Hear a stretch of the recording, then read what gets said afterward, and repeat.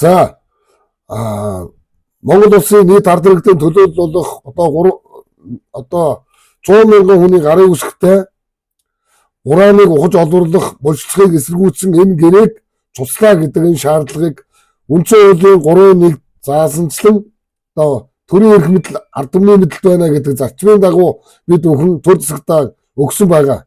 За ингээд дараагаар нь бол одоо лаборатори оруулахыг шаардсан шаардлагыг өгсөн байгаа. Нэгдүгээр асуудал бол гэрээг цуцлах явдал юм а.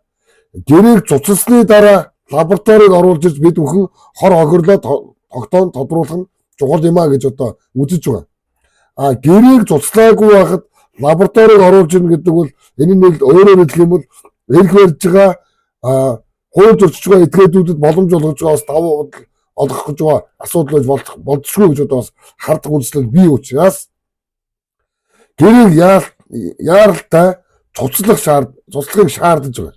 За үүний дараа цуцлсны дараа бол тэр лабораторийг оруулж иж бид бүхэн Монголын ард түмэн хэрхэн хогорсон хэрхэн нөхөн төлбөр авах вэ гэдэг ч юм уу энэ зүйлээр хандах ёстой байгаа гэдэг энэ зүйлийг бас анхааруулж хэлье. Монголын ард түмэн хэрсэн байж энэ зүйл дээр анхаарлаа хандуулах нь зөв байна гэж бодож байгаа.